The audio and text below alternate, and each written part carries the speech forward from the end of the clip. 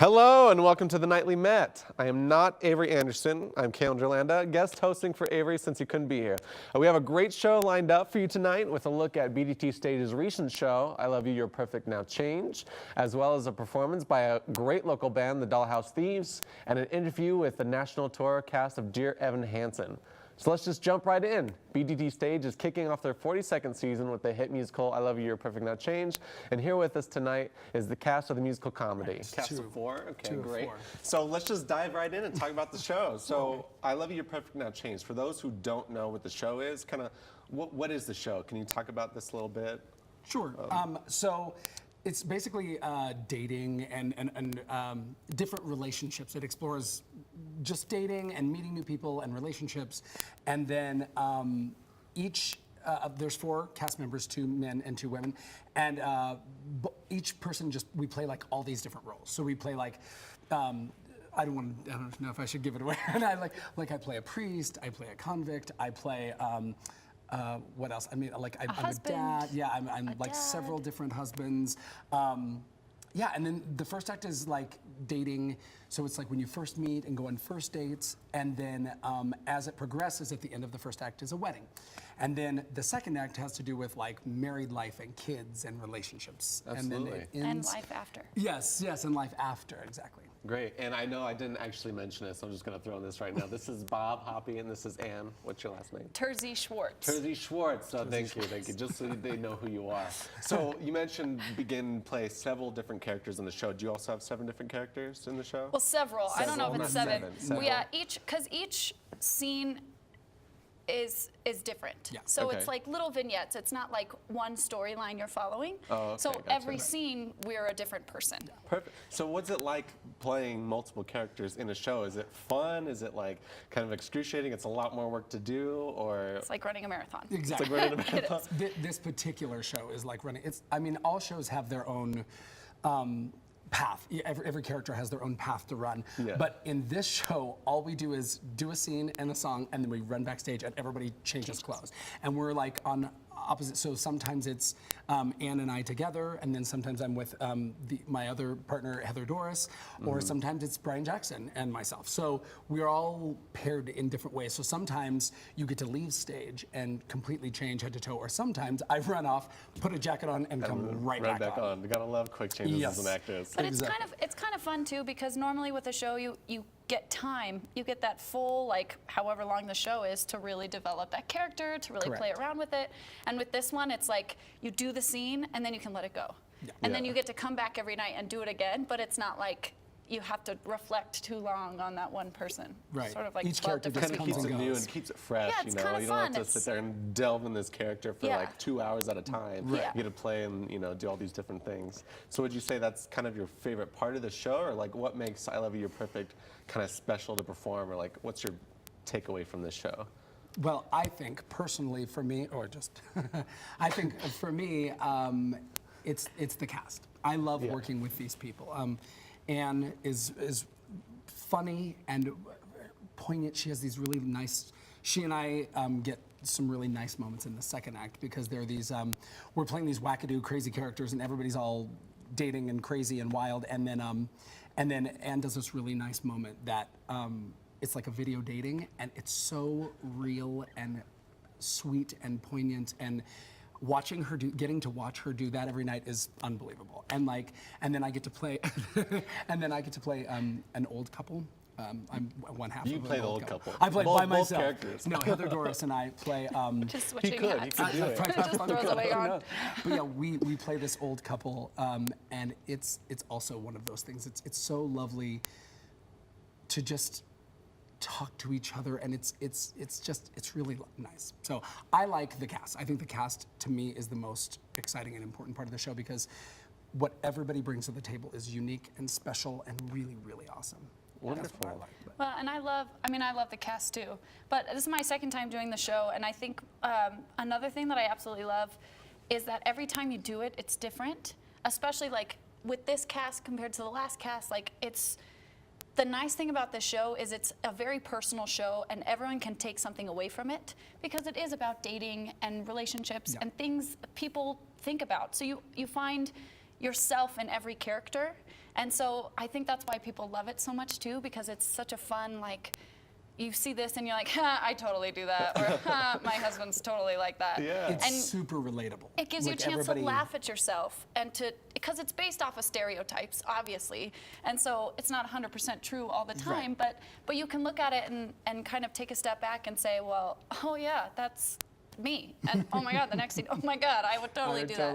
And yeah. it's really fun, especially like working off of just the same, like four people. Yeah. It's such a tight-knit group that you can kind of play with different things Right. and learn a little bit more about yourself each time you do it, which is really what I love about the show, is that it's so relatable, and you take a look at it and you can kind of step back and say like, oh yeah, this is what, like, you don't take yourself too seriously when you leave the show, which I think I really love. That's Yeah. great. Plus I love Bob. Who doesn't? But so you kind of already answered my next question. This will actually be our last question. This is one of the longest running shows ever in like Colorado. Apparently, the Denver Center of the Lat has done this. It's like the #1 show they've run for like the last They 5 did years it or so. twice, and then the first run was like something like 5.5 years. It was Yeah. really long. And then the recent run, I think it wasn't quite as long. I think it was only like a year, maybe 2 years. Okay. But yeah, it's run the longest. So would you say the reason why people keep flocking to the show and why new companies keep wanting to do the show is because it's so relatable and they can Yes. see 100%. themselves in the characters? And Exactly. Things like that? And every night, people who come to see the show, they laugh at different moments, and you can see them smiling or laughing, or you can hear them sometimes audibly. They're like, oh, yep, that's me. Because it is that. Every single person has gone through that awkward first date. Every single person knows when you're in a relationship how it's like, you're sitting there just reading the paper or on your phone, and your partner reaches over and grabs some of your food or puts sugar in your tea or whatever, and it's that really wonderful thing, and everybody can relate to that stuff. Great. Well, and the fun thing about this one too, that we didn't say what we should, is this is actually an updated version. So they've only done this version once before. That's right. Because it is a little dated. Like before, it was like talking about voicemails and things that we don't really know of Yeah. anymore. So they've updated it a little bit to make it a little more modern and to make it even more relatable. Perfect. So we are actually out of time. Didn't mean to cut you off, but that That's leaves okay. the perfect thing. This is an updated version of the show. So I Love You, Perfect Now Change is currently playing at BDT Stage. So make sure to get your tickets on bdtstage.com. You have until November 3rd to get it. And if you can't wait to see a top-notch musical theater act, we actually got you covered with this next guest, the Dollhouse Thieves. So thank you very much. Thanks.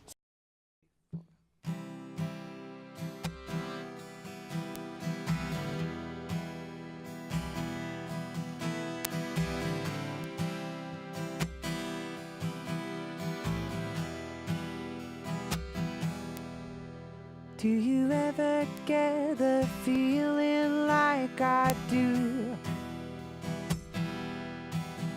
I have never gotten anything from you. What are you hiding? Who do you love? Whatever it is, babe, it's tearing me up. 'Cause I'm falling without you, dreaming about you and drifting by with no one knowing why you keep it quiet, so very quiet. And if you leave, then I won't keep you down. Now I'm at the bar and I'm ordering for one. Going out alone is never quite as fun. Yeah, but I understand, babe. You got things on your mind, and you haven't the best chance, and you haven't the time. And so I am falling without you, dreaming about you and drifting by with no one knowing why you keep it quiet, oh so very quiet. And if you leave, then I won't keep you.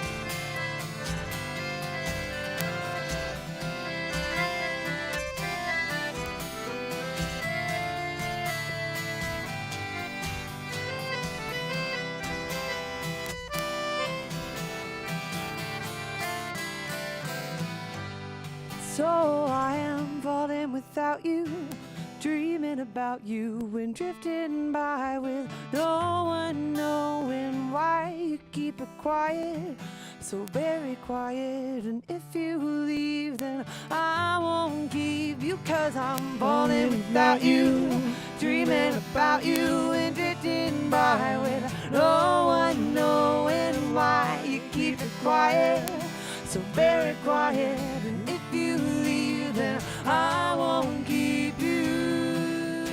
Yeah, yeah. You know you can go, 'cause you know I won't.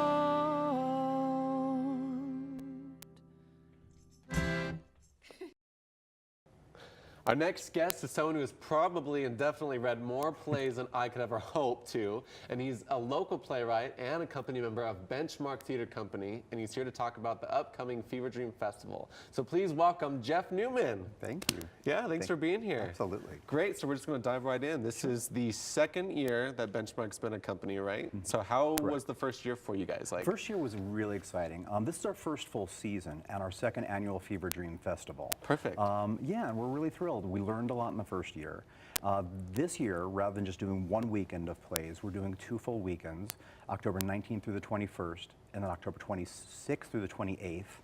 And we're going to be featuring 15 different works by playwrights from all over the world, actually. all over the world, so internationally, people just send you their plays and they're like, please, like, showcase my work. Well, the Fever Dream is a celebration of science fiction, horror, and fantasy playwriting. And there's not a lot of opportunities for those particular playwrights to get their works seen and heard. Absolutely. So, yeah, when we had the call for submissions, we had almost 400 submissions from around the world, and we had a blind selection process, meaning that there was no identifying information on it. But we had a reading committee just dive through and really score things on the merit of the work itself. That's and then great. choose the pieces that we're going to be featuring. Wow. So you already mentioned what the plays are going to be featured. I mean, how often do you get to go and see like a sci-fi play or a horror play? Like everything now is kind of based on someone's life, or it's just something to make people laugh. Like this is great. So like, is there a very specific play that you're kind of like really excited to do this year for Benchmark? Or? For the festival? Well, festivals should be very democratic. So I don't want to necessarily single anyone out, but I will say there's some really, really exciting pieces. A few that I can really see having a life possibly on the Benchmark stage, but definitely having a life elsewhere and hopefully soon. This is perfect. So how do you take the idea of this company, Benchmark Theater, and like how do you make that like come to life and actually like make it succeed and thrive? And I mean, maybe you're still like working on that, but well, like, I mean, how do you? Theater companies are always a work in progress. Good theater Yeah, companies, yeah. because you're constantly learning, refining, and making yourselves better and better. But also, like with any kind of theater venture, it's all about the people. And Benchmark has a really, really wonderful company of very diverse talent. We all specialize in different sectors of theater, so it's a really wonderful group, and we just we empower and drive this wonderful machine together. Perfect. So do you have like a season already lined up for this show? Are you able to talk to us about what some of the shows that people could be seeing at this particular time? Right now we are actually in the throes of Uncanny Valley, which is playing right now at Benchmark Theater. Uncanny Valley. Uncanny Valley by Thomas Gibbons. It's a play about artificial intelligence, so it's a great lead into the Fever Dream Festival, being a festival dedicated to science fiction, horror, and fantasy. Yeah. Then we'll go right into that, featuring, as I said, 15 different works. And all the pieces are pretty different this year. Some are about time travel, some about space travel, some about alternate universes and realities. So it's a really exciting and interesting mix of scripts this year. Yeah. For Fever Dream. And then from that, the last show of the season is actually my own play, What You Will, which we're doing a world premiere of. Wow. So you are a playwright yourself. I am, yes. Wow. Can you talk to us about your play? That sounds fascinating. This particular play is about, let's just say it's the interesting cross-section between wedding invitations, anonymous sex, and Shakespeare. Sounds like everything that everyone loves, Shakespeare and anonymous sex. Can we say that? Is that okay? I hope so. Anyways, that's amazing. So what's it like being a playwright? Because I In know Colorado, it's really fascinating. It's kind of hard for Colorado playwrights to get produced in Colorado, Yeah. which is one of the reasons I'm so excited that Benchmark has really committed to fostering local works, as well as works from playwrights from around the nation. This particular Fever Dream Festival has 4 works by local playwrights. So that really meant a lot to us to kind of foster local dramaturgy and get front range playwrights on the map. absolutely. It's like you said, it's very hard to get anyone local being their work showcased, even for actors, for directors, for any like playwrights, like you said. Like everyone wants to pull outside and showcase that stuff because that seems like what's exciting. But you need to. And there's some amazing work being done by local playwrights. Yeah, there's So, amazing work, and we want to showcase that. Like this is Colorado. We want to say, be proud of what we can do, and And Benchmark is really committed to that, and that's one of the many, many reasons I'm thrilled to be a company member and a part of this just wonderful group of people. absolutely. So, what does it take to submit work, in case anyone's interested, to Benchmark? Yeah, well, for the Fever Dream Festival, we actually have a submission window it ran from March to the end of May this year. Okay. And we've got specific channels for that. If people are interested in submitting works or looking at our season, or we just announced our 2019 season a couple of days ago, so that's all up on our website, which is benchmarktheater.com. But there is information about submitting right on that website. Perfect. Well, that's our time. So thank you so much for being Thank here. you. Make sure to check out benchmarktheater.com for all the information. And their plays will be running for 2 weeks starting October 19th. Thank you so much for being here. Appreciate it.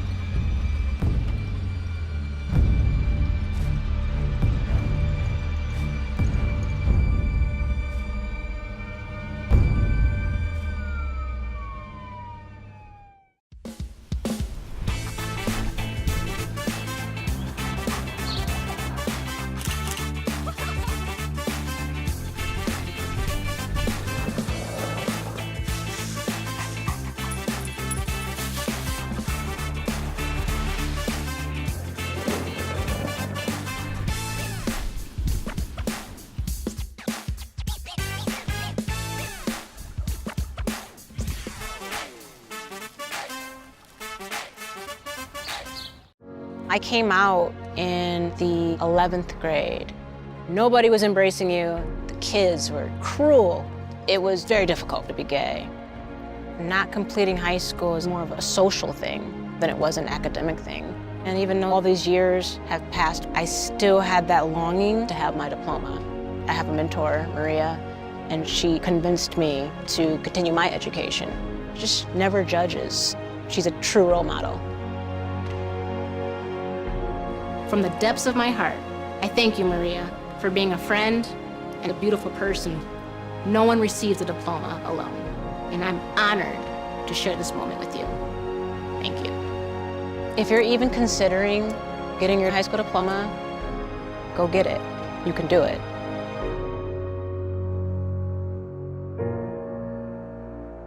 Find free adult education classes near you at finishyourdiploma.org. Welcome back. Now joining us is the band you've already heard once tonight and will hear again. This is the Dollhouse Thieves. Yay! Thanks for being here again. So just for the sake of those who don't know who you are, can you say your names? This is Nikki. Yeah, and this is Luke. And then Luke. Welcome to the show. Thanks Thank for you. being here. Thanks for having Okay, so Dollhouse Thieves, all right? You define your music as being more of a neo-rock with some indie folk jazz using techniques or Yes. vocals, right? Yeah. So for those of us who aren't as music savvy, can you explain kind of like what that is and like how you came up with this particular sound? Yeah, so a lot of it is because we came back from a jazz and classical background, so a lot of our singing influences come from inspirations like Chet Baker and Peggy Lee, and so you'll hear a lot of jazz influences in our singing, and also with performing and our instrumentation, we'll use our clarinets and saxophones and trombones and accordion. So it's not really music that you'd typically hear with a rock band or a folk band or an alternative band, but we can play them, so we figured why not play them. So. Yeah, that's awesome. So I didn't know you had clarinets and accordions in your music. Yeah. Oh my gosh, that's super it's kind of innovative, right? And using that jazz with the rock style, right? Yeah, That's we awesome. we're playing out at open mics, and we were like, man, we play all these other instruments that you don't typically hear, and we love them. So it's like, hey, what if we try to fuse them into this kind of alternative rock type or folk singing type stuff, and yeah, that's kind of how we got to where we are. And you're creating your own sound too, which is kind of not what a lot of bands and singers and artists do nowadays. Everyone's trying to be the next Elvis, or everyone's trying to be the next Beatles or Justin Bieber. No one's trying to be Justin Bieber, but kind of that thing. You're creating your own sound. It's amazing. So, kind of a cliche question for you guys. I know starting a band, was this influenced by a particular singer or an artist that made you want to start a band, or like? Well, yeah, I'll take that one. So we kind of started out like playing gigs in various other places before we moved here to Colorado, always being in other people's bands, usually as horn players and like backup singers and stuff. And we were like, well, that's fun. But honestly, what happened was there was a venue that was opening close to where we live here in town, and they had a sign that said, looking for bands. Like there was just this huge banner, like, we want to book bands. And we were just driving home one night, and we're like, we should just do our own band. Like, I think we were literally coming back from playing with other people, and that's really fun, and we love doing that. We were like, man, we want to do our own thing. Let's do it. And so yeah, she had a bunch of material that she'd already been like writing and working on. Oh, really? Yeah, and so we called this place, and with a bass player friend of ours, and he's like, sweet, come on in, like, and they had this little tiny stage, and he's I like, hope he said it just like yeah, that. it was Come pretty on much like in, that. the It was water's like, come on in, fine. play some stuff for us. And, and so there were like, we literally had to move power tools off of the stage, and we'd gotten together and rehearsed like an hour beforehand, and we played him like 2 or 3 songs, and the staff was like, this is fun, and there were like construction guys on their lunch break like tapping their toes, and we're like, this is great. And so we ended up just playing a couple more things. He's like, can you guys do jazz? Can you do folk? Can you do it? We're looking for this, and like, so we kind of just winged it a little bit. You're kind of like, let me stop right there. Yeah, we're like- all of that. I'm gonna do it. Neo rock, Exactly, indie yeah. pop, jazz. I've got you covered. That's awesome. Yeah, So you've been writing your own music for like a couple years now, and then you met, and then decided to do this, or what was that process? What was that journey? Yeah, we've known each other for a long time, since I was in high school. Yeah, Oh, wow. and I was in about college. 15 years. Yeah, we're married, by the way. So. We don't want to know that. I'm just kidding. Gross, yeah. Awesome, that's great. So that brings a whole new kind of dynamic to the band. It's easy to rehearse. Yeah. So, At yeah. least for the two of us. Absolutely. But yeah, it's fun. So did you have any musical inspirations for writing your music? Oh, or yeah. You just wanted to write. I You just kinda- had this urge to write music. Yeah, so in school I was a film score composition major, so I was writing music for movies. Thanks, it was fun. So a lot of my influences come from thematic film scores. So a lot of my music is very melody forward, and then I'd say lyric driven.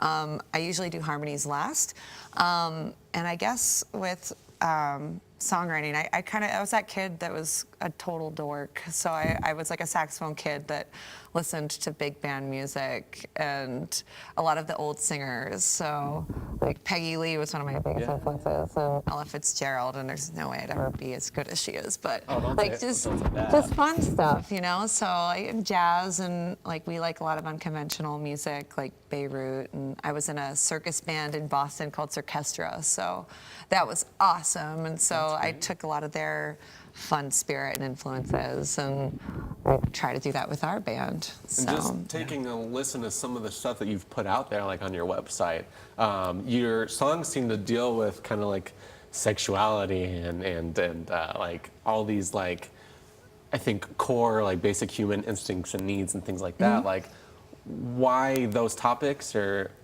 if I may ask? Oh yeah, I like to write things that can be universal, that people can relate to.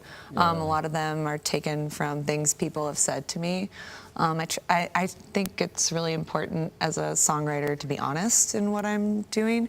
So a lot of it is just stuff that I've experienced or people that I love have experienced. That's great. So thanks. That's good when you can listen to a music and something of it speaks to you, or if you've had like a death in the family, or you're experiencing some like feelings that you don't know how to express and things like that, and you listen to this music and you go, oh, this is like the perfect outlet for how I feel. Totally. Like that's awesome. So Thanks. How do you all kind of work together? Would you say that you're like who's kind of takes like the helm for like most of these gigs? Well, if I may step in here, it's mostly her, I would say. I thought he was going to be like, it's me. We all definitely, the two of us and the three other guys in our band definitely all try to carry our load, but I'd say Nikki's really kind of the main creative force behind it. She'll often come in with like new material, be like, hey, here's an idea, and then the rest of us kind of usually will like take it and run with it. Like there was a while where I had surgery on my voice, I couldn't sing, couldn't really do much other than like play drums or piano. So I don't mean to cut you off, but we are out of time. Oh, but okay. Oh my gosh, you were just starting to get some really interesting I'll be stuff. gone all day.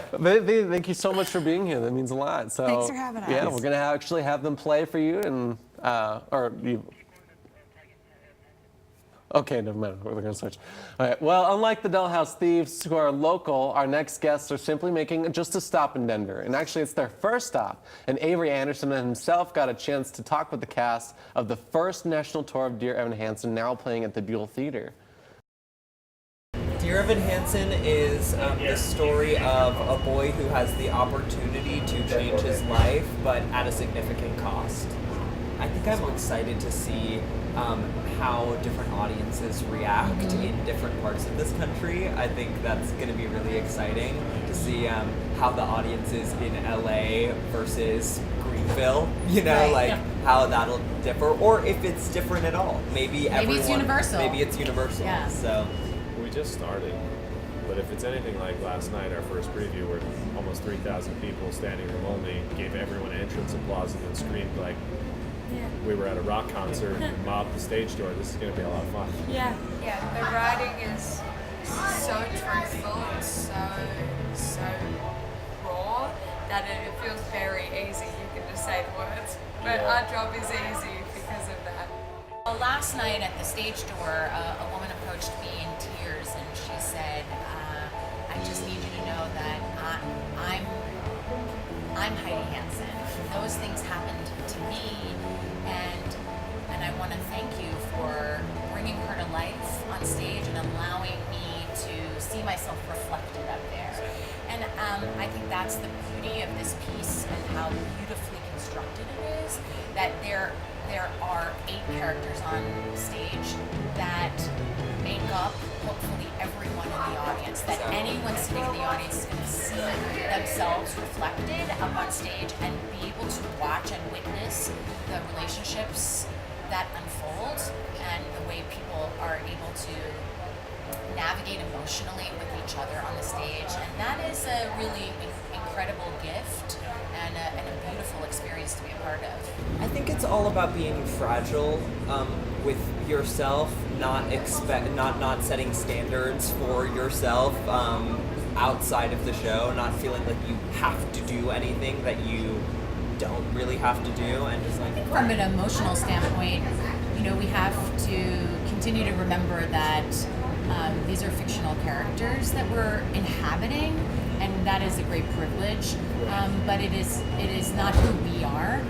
We all actors that inhabit especially emotional and fragile and complicated characters work to bring those parts of ourselves out, and then have to put those parts away again.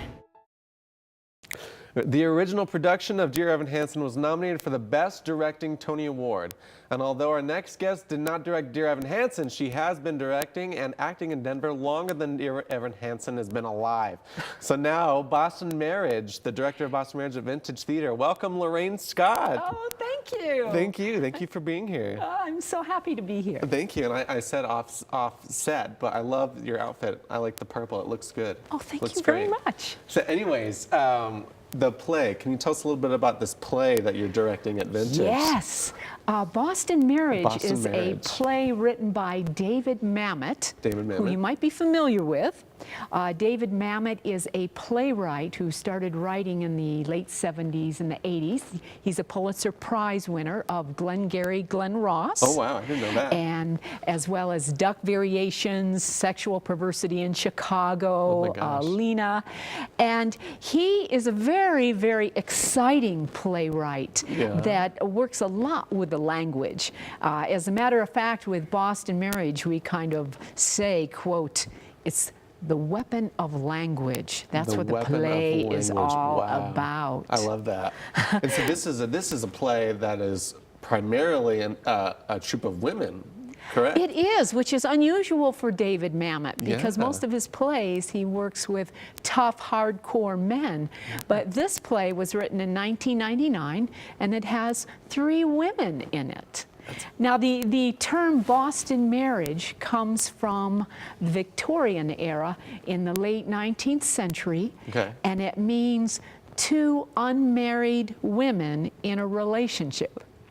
That's awesome. Which is a very interesting play. We have 2 women that are in love with each other, but at the same time they have a couple secrets that they reveal. And we love secrets in the theater world. That's like what we're all about. So I'm not that I've had any experience just working solely with a group of men and a group of women, but I feel like there's this stereotype out there that when you're working with a group of men, everyone's trying to fix the whole problem and have their own ideas all put in this independent kind of way. But when you're working with a group of women, it's much more collaborative and everyone likes to share ideas and they're very more forgiving and exciting. And what would you say? Absolutely. Would you say that's true? What's it like working I think with it's a group true, of women? particularly with these 3 women. I have Michelle Moore, Kelly Eulenhop, and Jean Schumann, and they are just as exciting as can be. The play is a comedy, and it's about wit. It's about intelligence. It's about them bantering back and forth. It's about jealousy and deception and power. Who's going to take over and as they try to win their goals? That's amazing. And yet it's set in the Victorian era too, so it's elegant set and costumes. I did some classes with Jean Schumann. She's an amazing actress. I love her. So this is like a perfect fit for her as well. That's amazing. Jean is wonderful, and she plays the Scottish maid. Oh, does she? Yes, and she's just hilarious. We're having lots of fun putting her character together. So you're directing this play, and recently you've also been the director instructor here at Metro, like doing the directing classes. So you're kind of a professional director, I would say. How do you take a play like this and bring it to life? And how do I take a play and bring it to life? Well, first of all, as a director, you have to know the play, and you read it and read it and read it and take it apart into its action units. You discover the characters and who they are and analyze the characters in every way that you can. You block your show. You have your production meetings with all of your designers, and then you start the rehearsals. There's so much work that goes into it way before anyone even knows that it's happening, right? Absolutely. I love it. But what I love about it is the collaboration. I come in with my ideas. I have my concept, my images in my mind. But as I work with my creative actors, we're on a journey together to make this production come alive. So would you say you're one of those directors who, like you said, you have this vision, you know what you want, you know what you're looking for. Do you let the actors collaborate with you on kind of how they explore their journeys, or? Absolutely, I do that, and we take it line by line and try to interpret what we think Mamet is saying and that what I think they're saying, and then the actor as well. That's wonderful. Mamet is not easy. He works with classical language. He's very terse, very cryptic, and he uses a lot of profanity too. Wow. So it's a very exciting script. It is exciting. So David Mamet, he wrote this beautiful play, this beautiful show, and he has this interesting style to his writing and the way that he does his play. Is that style kind of what drew you to doing this production? Or it did. like, it was his what is style. the style? I think it's one of the biggest challenges the staccato rhythm. He changes rhythm. It's like a piece of music all the way through. And you might be going at a slower pace, and all of a sudden it's da da da da da da da da da. And working with that and the language is just been fantastic. I love that. And audiences need that too for watching shows. They don't, honestly, audiences think they just want to sit there and just relax, but that's not what they want, because then they get bored, right? Right. So when you have that pacing of, here, relax, and then, oh, we got to keep you on your toes, like pay attention, like here's all this juicy stuff, and then you let it settle, and it makes them think, and it makes them engage. And yes, and with the rhythm and the dialogue going back and forth, a lot of pauses are incorporated too, which makes the audience think, what's going on here? And then it starts back up again. Well, here we are. So thank you again. That is our time for today. That was wonderful. Thank you so much for being here. Thank you. So go ahead and check it out. Check out the show. And yes, yeah. October 5th through November 11th. October 5th through November 11th. There you heard it.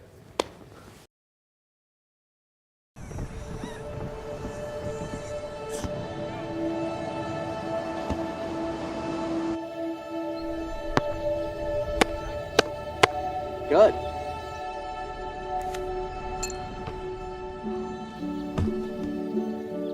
I don't remember how it started. Go to that. Oh boy. We just found it.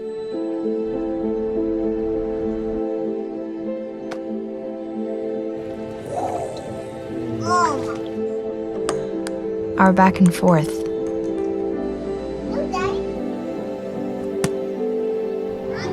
Victory. Fumble. Repeat. It always came back.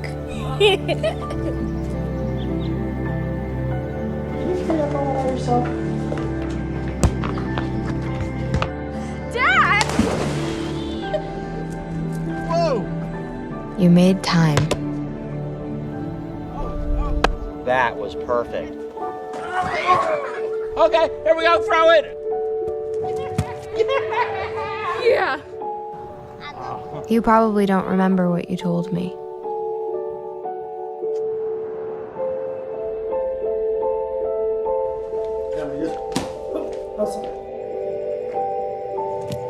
Nice. But I heard every word.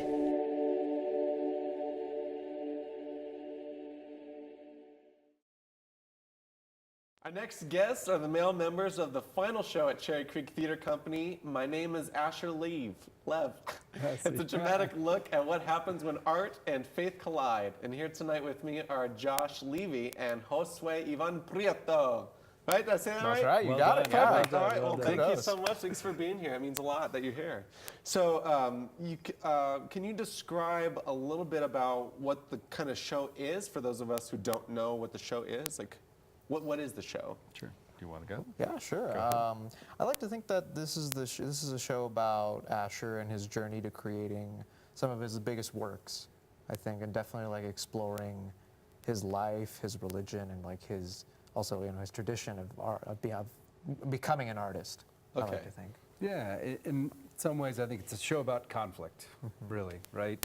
And there's a lot of internal conflict and stuff that comes externally in on our poor little Asher here.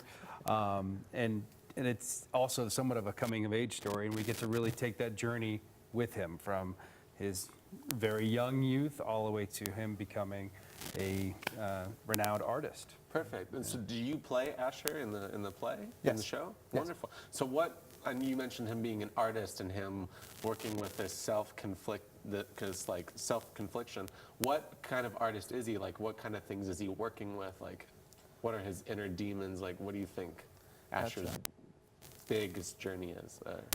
I think, well, in the beginning, he really starts out by drawing, really, and like finding conflict with his like family over that. It's like, are you wasting time not studying? Are you not like, learning about like what you need to do for your religion and all this stuff? And and it's a journey from there. After that, I mean, after that, it's pretty much. Gosh, I'm sorry, I'm blanking a little bit. No, that's okay. That's okay. Yeah. So, I think this is something that's people are kind of drawn to with shows, right? Is getting to know what the conflict is and being able to think and figure out what the character is going to do with this conflict, because it's either they go along with it and they either fail or they try to go against it and they end up succeeding, and that's like kind of what we're into, right? Yeah. So like, what do you think about this show will touch people? Like, what's the takeaway of this show? Yeah, we're really just starting our rehearsals now, but we've been talking about that a lot.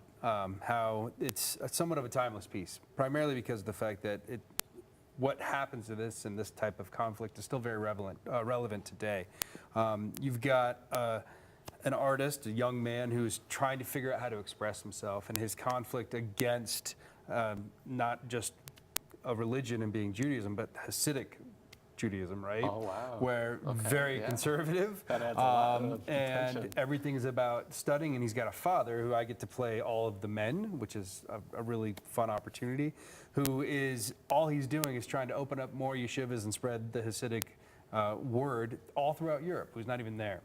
And so you have these major dynamic challenges between his mother as well, who unfortunately couldn't be here today, but she's an amazing actress.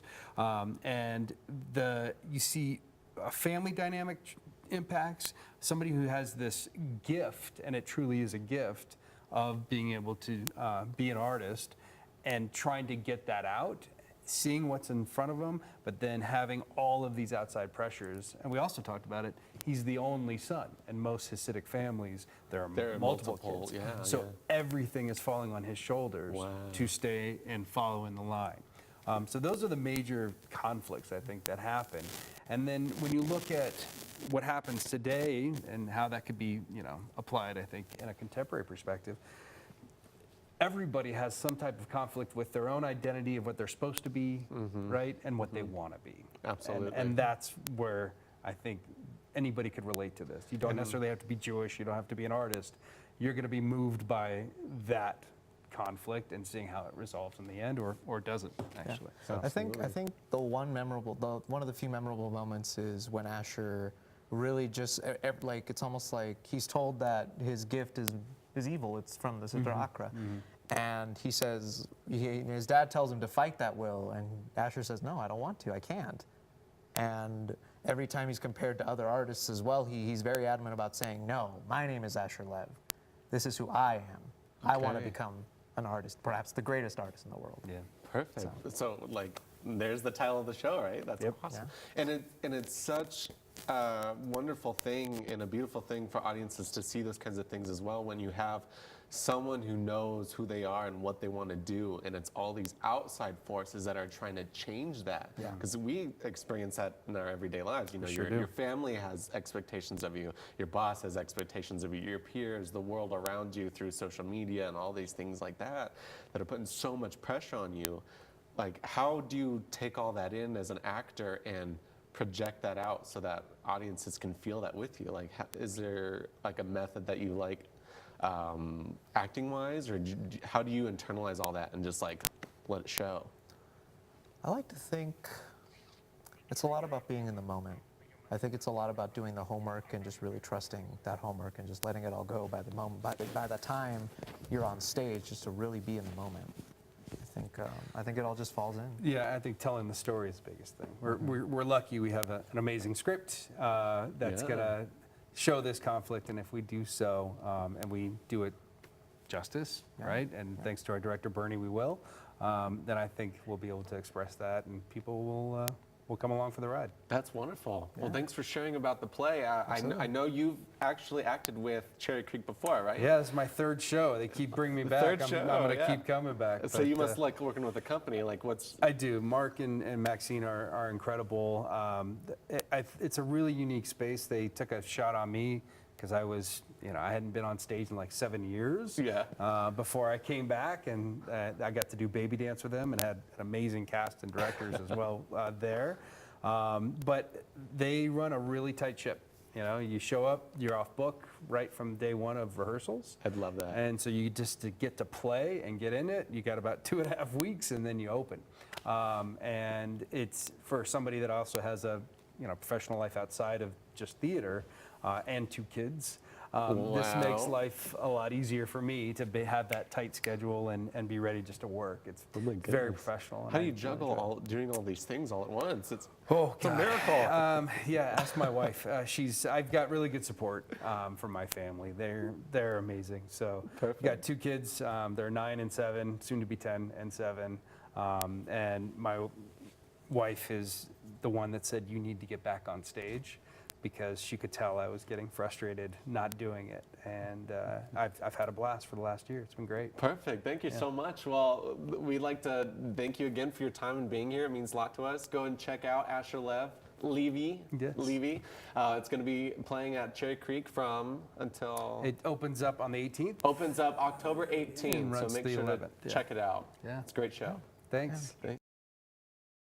Hi everyone, my name is Jessie Page and I'm a 19-year-old YouTuber from New Jersey. Growing up, I had severe social anxiety and I definitely have faced a lot of isolation from it. I personally isolated myself. I was put into special treatment and I had an aide growing up, and I was always just known as the kid that needed an aide and couldn't be alone. I think most people that go through social anxiety will relate to me when I say that it can't always permanently go away, and you're always gonna have relapses in certain forms, but I definitely feel like I have a lot better control over it, which I'm just really proud of myself for. It can seem incredibly awkward to talk about mental health, but I encourage everyone to really start the conversation. One of the most important things with friends, trying to help out other friends that are going through anxiety, is to make sure that they know that they shouldn't be ashamed of this thing, and you shouldn't treat them as if they're like a special case. Definitely don't let it seem like it's something crippling. Just reiterating like it's okay and like it's going to be okay is even so helpful. Make it a point to like share your intentions. Like, hey, I just want to talk to you about this because I care. Because I want to see you happy, because I want to see you do your best. I think just letting people know your intentions is super important. Final guest this evening is a local actress who seems to have performed everything and does everything. She is a creator. She's the star of Ambience. So please welcome Emily Tuckman. Hi. Hi, thanks for being here. It means so much that you're here. So originally from Boston, right? Yes, You've lived in New York for 15 years. So you're originally from Boston. Did you grow up in Boston, then you moved to, oh wait, I'm sorry, Boston is in New York. No, Boston's not in New York. It's not, oh my gosh. I grew up in Boston, I went to like... school in Philly, and then I moved to New York right after That's what I thought. I don't know why. I was like, Philly's in Boston. No, the East Coast Boston's can be confusing. Wait a minute, no, Boston's New York. It doesn't matter, anyway. So talk to us about your experiences working in New York. Like, that seems to be like the place to be for film and for theater and for performing, and what is it like to be a performer in New York? Can you talk to us about? I'm not gonna lie, it's pretty magical. Yeah? I moved there right out of college for a job. We were doing outdoor theater. We were doing the Bacchus. It was a physical, immersive piece, which I love, which Colorado is now starting to do. Yeah. And then my last year in New York, I was very blessed. At that point, I had some nice connections, and so I went in. Neil LaBute called me in for his off-Broadway show, The Way We Get By, and then Rajiv Joseph called me in for his world premiere, and then I got to audition for Jason Alexander, who was doing. Yeah, no way. He was directing a piece at Arkansas Rep. So I got a lot of amazing opportunities in New York. Wow, well, in 15 years of building this reputation and then having to move to Colorado, what was that kind of move for you? Like, why did you end up coming back? I've actually never been to Colorado, and I got called back for Colorado Shakespeare, which I had heard so many wonderful things about. And we came out here, and my husband confessed to me, he's from the UK, that it had always been his dream to move here. Yeah. So he said, why don't we come for a year and see how it goes? And the community was really, really wonderful to me. I produced a show, and Gloria Shandstrom came, and Warren Terrell, a bunch of people came to support me, and then I got an agent from that. And then I directed another show, which I gave birth during the I was the director, but I had to leave because During the performance? No. I had to leave the day of the performance, but okay. I actually was at a callback for another show in Denver, and my hospital was in Boulder, and I went into labor while I was driving back from the callback. Wow. So I'm kind of driven. Oh my gosh, I got it. Yeah, I must say, there's no way that I know anyone who could just do that, to just be performing in the middle of, and just Well, have it was happen. the two men who were auditioning, or running the callbacks were very kind. They both had kids, so they were very kind You're about like, it. you're gonna have to excuse me. Can I come No, back? I mean, it wasn't like, it's not that, it takes know, a long time, but you're like, oh, something's happening. not right. And then The Edge was very kind to me. I did 2 shows with The Edge and a show at Vintage, and so I just felt like the community here was so lovely. I wanted to continue here for a few more years and see where it could go. That's perfect. So you're gonna be here for a few more years. Are you planning on going back to New York? I'm hoping to stay. I feel like, you never know. I'm hoping to stay. I really like the community, and I want to see where it goes. That's great. Yeah. So I know that you've talked about having to get an agent and things like that. Is that, I know it's kind of it seems like a stereotype that you can't really get anywhere if you don't have an agent. Would you say that that's true in New York? Or? I think 100% in New York, Yeah. it is true. You need an agent. All these great auditions I was telling you about, I didn't get any of them till my final year in New York, because I didn't have a great agent till my last year in New York. Wow. So in New York, a lot of the good theater you need agents for. Out here, there's so much wonderful theater, and you don't need an agent. My agents here send me out for like commercials and television. Mostly commercials. And they're amazing out here. They're better agents out here. There's no television in Colorado. I mean, I've done a few web series, and they're great web series out here. Your web series? Yeah, they did. Talk to us a little bit about that. Well, Jack Webso did a web series called At Any Rate, and he brought me in. I think it's wonderful. Okay. And then I did Mile High Chronicles. So they're trying to bring TV back to Colorado. Wow. So Mile High Chronicles, like, what is that about? Were I mean, you like that you were the star? No, in this, I had a small part. I produced a web series in New York. There's no small part, right? There's no small part. I produced a web series in New York. This was just, this was a web series that they're doing out here in Denver, and so they asked me to play the bartender, but it was really fun. What's going on? No, he was like, look. Sorry, I'm gonna call you out. They're feeding me. Oh, like that's not the right web series, you fool. I have to look down. I'm just trying to say Ambience Gold. No. Ambience. If you talk to me about ambience, I can bring up the people who are. Yeah, perfect. I'm sorry. You're gonna have to cut out a lot of this. I'm sorry. So anyways, so your web series, it also talks about ambience. So there are 2 web series that I did here in the last few months. Okay. But when I was in New York, I produced a web series called Ambience. Oh, okay. And it was really, the whole Sex and the City and like New York as a 5th character or whatever. Mm-hmm. I mean, it was sort of an homage to New York for me before I left. So I produced this series, and I got all female directors, female writers. I'm a female producer. And I was very lucky. I had some really amazing actors do the web series. So like Judy Gold, who's this feminist lesbian comedian. She's amazing. Yeah. She played my therapist. Oh my gosh. And Nathan Madden, who is at the time in An American in Paris on Broadway, and then he did Hello, Dolly on Broadway. He played my boyfriend. That's ridiculous. It was really fun. Wow. And the director of it, her movie, I want to like promote this. Her movie is coming out, and it's called Student Athlete, and it's coming out on HBO next week. Student Athlete. So like, what is that about? So she directed our web series, but she's generally a, what do you call it? A documentary filmmaker. Yeah. And so it's a documentary that LeBron James produced on student Get athletes. outta And no, here. it's funny because she's much more like me, like, a feminist, kind of a hippie. And she's doing this amazing web series on student athletes because LeBron James. That's insane. Yeah. So was that also your like a part of your last year in New York? Was working on this web series as well? Yes. Wow. A web series takes so much work. You worked we would work 16 hours a day and then break, and then 16 hours the next day. That's insane. Yeah, So, and I got to work with these brilliant directors who have been doing films their whole lives, so I learned so much about the production on a web series. It's cool. You're such an interesting person. Oh my gosh, I love this. Thanks. So like you have so much experience working in the theater world and in the film world and web series and things like that. Yeah, are you calling me old? I didn't say that. I didn't say that. I just said like a lot of experience, just like being out there and going for it. Like that's amazing. Thank you for being here, No, Emily it was Tuckman. nice. It's Thank you. so It was really nice nice to to meet meet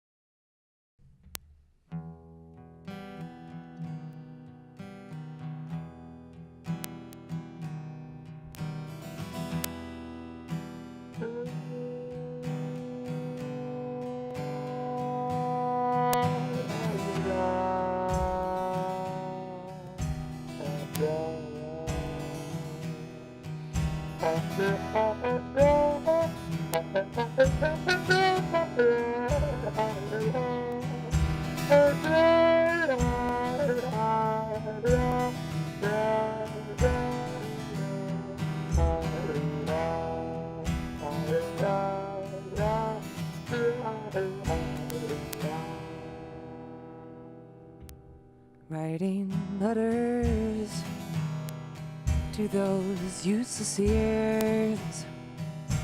Remember how you buried them beneath all of the years. You can wonder where she is now, and I'll try to understand those tears.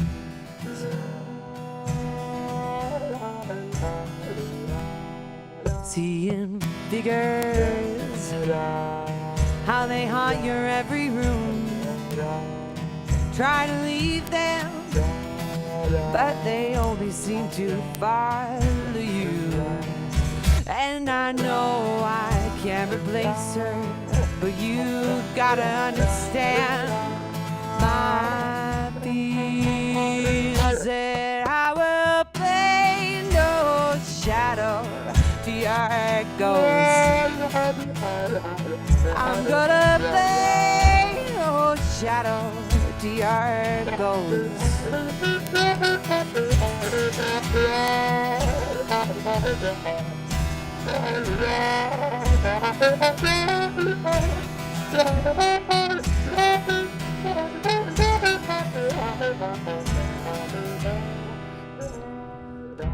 Reassure me that she's gone and in your past. Oh, you owe me. But then you say you're moving way too fast. And you whisper when you're sleeping, and the name you like to cry, it isn't mine. Oh, it's never mine. Let me go. You're too dangerous to love. You deceive me. It's not me you're thinking of. 'Cause it's been 3 long years of mourning, and I know that, honey, you need more time. And I will play no shadow to your ghost. I'm gonna play no shadow to your ghost. I play no shadow to your ghost. To your ghost. To your ghost. To your